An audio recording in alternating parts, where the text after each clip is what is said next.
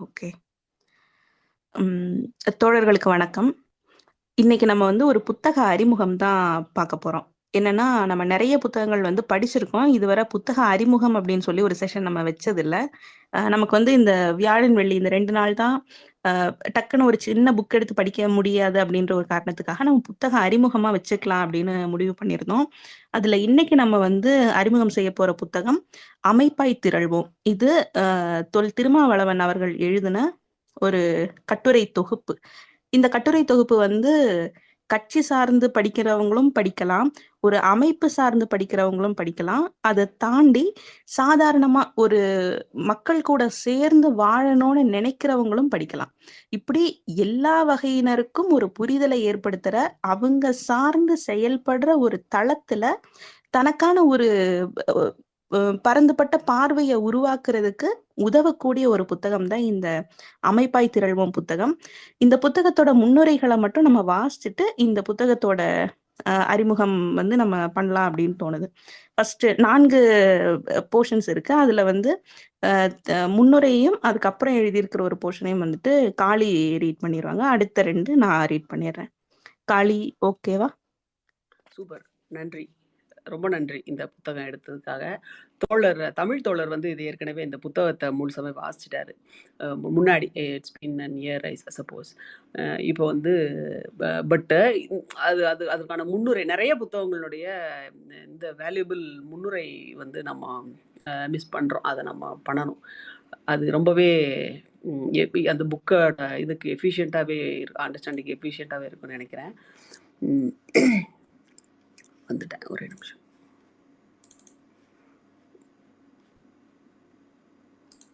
Okay.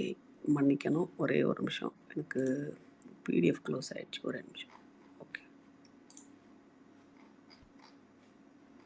நான் முன்னுரை படிக்காம இருக்கிறதுக்கு காரணம், உள்ள இருக்கிற கதை எல்லாத்தையும் ஃபர்ஸ்ட்டே சொல்லிர்றாங்கன்றதுக்காக தான் நான் முன்னுரைய ஸ்கிப் பண்ணிர்றது. Okay, okay. கரெக்ட் தான். புரட்சிகர மாற்றத்திற்காக இதுதான் முன்னுரை. தொல் திருமாவளவன் அவர்கள். அமைப்பு என்றால் என்ன? அது சமூக அமைப்பா, அரசியல் அமைப்பா, பொருளாதார அமைப்பா, கலாச்சார அமைப்பா? அமைப்பின் நோக்கம் என்ன? இலக்கு என்ன? கொள்கை கோட்பாடுகள் என்ன? வடிவம் என்ன? விதிமுறைகள் என்ன? நிர்வாக நடைமுறைகள் என்ன? மக்களை ஏன் அமைப்பாக்க வேண்டும்? அமைப்பாக்க வேண்டிய மக்கள் யாவர்? இன்னும் இவை போன்ற அடிப்படையான பல்வேறு விவரங்களை தேடி தெளிவு பெறுவதற்கான ஒரு முயற்சிதான் அமைப்பாய் திரள்வோம் என்கிற இக்கட்டுரைகளாகும். இவை நமது தமிழ்மண் மாத இதழில் 58 மாதங்கள் தொடராக வெளிவந்தன. இத்தொடர் இன்னும் முற்று பெறவில்லை. தவிர்க்க இயலாத காரணங்களால் இடைநிறுத்தம் செய்யப்பட்டுள்ளது. மீண்டும் தொடங்கி இன்னும் ஏராளம் தொடர்ந்து எழுத வேண்டியுள்ளது. இக்கட்டுரைகளை எழுத வேண்டிய தேவை என்ன? விடுதலை சிறுத்தைகள் கட்சி இன்னும் ஒரு அமைப்பாக பரிணாமம் பெறவில்லையா? அமைப்பாகி உள்ளதெனில் அது என்ன வகையான அமைப்பு? சமூக அமைப்பா, கலாச்சார அமைப்பா, அரசியல் அமைப்பா? இந்த அமைப்பில் மக்கள் என்போர் யாவர்? இதன் கருத்தியல் என்ன? இதன் தலைமைத்துவத்தில் கருத்தியலின் பங்கு என்ன? இதற்கு சட்டம் விதிமுறைகள் உள்ளனவா? பரந்துபட்ட வெகு மக்களை உள்வாங்கியதாக இது அமைப்பாக்கம் பெற்றுள்ளதா? இவை போன்ற ஏராளமான கேள்விகளுக்கும் விளக்கம் தேடும் முயற்சியே இது. விடுதலை சிறுத்தைகள் கட்சியை ஒரு முழுமையான அரசியல் அமைப்பாக வடிவமைப்பதற்கு ஏற்ற வகையில் அதனை மறுசீரமைப்பு செய்யும் நடவடிக்கைகளை மேற்கொண்ட சூழலில் 3 முதன்மையான கொள்கை முழக்கங்கள் முன்மொழியப்பட்டன. அவை அமைப்பாய் திரள்வோம், அங்கீகாரம் பெறுவோம், அதிகாரம் வெல்வோம் என்பனவாகும்.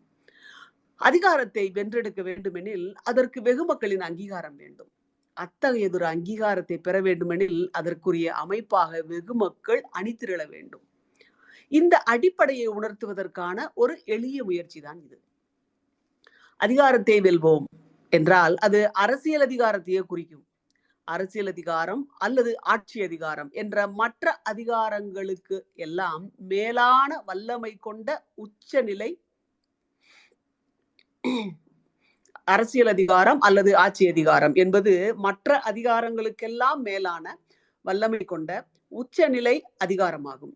இத்தகைய பேராற்றல் வாய்ந்த அரசியல் அதிகாரத்தை நோக்கி மக்களை அரசியல் படுத்தும் அமைப்பானது அரசியல் அமைப்பே ஆகும். எனவே அரசியல் அதிகாரத்தை நோக்கி இயங்கும் விடுதலை சிறுத்தைகள் கட்சியும் ஓர் அரசியல் இயக்கமே ஆகும். சாதி உள்ளிட்ட சமூக கூறுகளை மட்டுமே முன்னிறுத்துகிற சமூக அமைப்போ அல்லது பண்பாட்டு தளத்தில் மட்டுமே இயங்குகிற கலாச்சார அமைப்போ அல்ல. அது சமூகம், பண்பாடு உள்ளிட்ட அனைத்து தளங்களிலும் உள்ள அரசியல் கூறுகளை செழுமைப்படுத்தி சனநாயக நெறிமுறைகளை பின்பற்றி அரசியல் அதிகாரத்தை வென்றெடுப்பதற்கான அரசியலமைப்பே ஆகும். ஒரு அரசியலமைப்பை கட்டமைத்து வலுப்படுத்தி வெற்றிகரமாக வழி நடத்த வேண்டுமானால் அதற்கான கொள்கை கோட்பாடுகளின் அடிப்படையில் அவற்றுக்குரிய பொறுப்பாளர்களையும் மக்களையும் முறையாக அரசியல்படுத்த வேண்டும். அதாவது கட்சி, கொடி, கொள்கை கோட்பாடுகள், இலச்சினை மற்றும் சட்டம் விதிமுறைகள் ஆகியவற்றையெல்லாம் வரையறுப்பதுடன் அவற்றை களத்தில் முன்னெடுத்து செல்லும் பொறுப்பாளர்கள் மற்றும் களப்பணியாளர்கள் யாவரையும் அரசியல்படுத்த வேண்டும். அவர்களை மட்டுமன்றி இலக்கினை நோக்கி அமைப்பாக்கப்பட வேண்டிய வெகு மக்களையும் அரசியல்படுத்த வேண்டும். அரசியல்படுத்துதல் என்பது ஒரு அமைப்பு வழியாகவே நிகழ்த்த முடியும். ஆதலால் அரசியல்படுத்துதலுக்கு அமைப்பை கட்டுவதே முதன்மையான தேவையாகும். அமைப்பை கட்டுவதிலிருந்தே மக்களை அமைப்பாய் திரட்டிட இயலும். அமைப்பை கட்டுவதும் அமைப்பாய் திரட்டுவதும் வெவ்வேறானவை என்றாலும் அடிப்படையில் இரண்டும் அரசியல்படுத்துதலே ஆகும். ஒரு அமைப்பை அல்லது கட்சியை வழிநடத்தக்கூடிய தலைவர்கள், பொறுப்பாளர்கள், களப்பணியாளர்கள் போன்ற யாவரையும் அரசியல்படுத்துவதுதான் அமைப்பை கட்டும் செயல் திட்டத்தின் அடிப்படையாகும். அமைப்பை வழிநடத்துவோரை அரசியல்படுத்தாமல் அதனை வடிவாக்கமும் வலுவாக்கமும் செய்ய இயலாது. அவ்வாறு அரசியல்படுத்தப்பட்ட பொறுப்பாளர்களால் வழி நடத்தப்படும் ஒரு அமைப்பால் தான் அமைப்பாக்க வேண்டிய மக்களை அடையாளம் காணவும் முடியும். அவர்களை அரசியல்படுத்தி அணிதிரட்டவும் முடியும். இவ்வாறு பரந்துபட்ட வெகு மக்களை அணிதிரட்டி அரசியல்படுத்தி அமைப்பாக்குவதுதான் அமைப்பாய் திரட்டும் செயல் திட்டத்தின் அடிப்படையாகும். அதாவது அமைப்பை வழிநடத்துவோரை அரசியல்படுத்துவது அமைப்பை கட்டும் செயல் திட்டம் எனில், அந்த அமைப்பை ஏற்றுக்கொள்வோரை அரசியல்படுத்துவது அமைப்பாய் திரட்டும் செயல் திட்டமாகும். இன்னொரு வாசிக்கிறேன். அதாவது அமைப்பை வழிநடத்துவோரை அரசியல்படுத்துவது அமைப்பை கட்டும் செயல் திட்டம் எனில், அந்த அமைப்பை ஏற்றுக்கொள்வோரை அரசியல்படுத்துவது அமைப்பாய் திரட்டும் செயல் திட்டமாகும். சமகாலத்தில் இவ்விரு செயல் திட்டங்களையும் வெற்றிகரமாக நடைமுறைப்படுத்துவதன் மூலமே அமைப்பாய் திரள்வோம் என்கிற மாபெரும் சவாலை எதிர்கொண்டு சாதித்திட இயலும். அமைப்பை வழிநடத்துவோர் மட்டுமே அரசியல்படுத்தப்பட்டால் அவர்கள் ஒரு அரசியல் சக்தியாக பரிணாமம் பெற்றாலும் அவர்களால் ஒரு குழுவாகத்தான் இயங்கிட இயலும். ஒரு வெகு மக்கள் அமைப்பாக வலுப்பெற இயலாது. எனவே ஏற்புடைய வெகு மக்களையும் அரசியல்படுத்துவதுதான் அமைப்பாக்க செயல் திட்டத்தின் இன்றியமையாத அடிப்படை தேவையாகும்.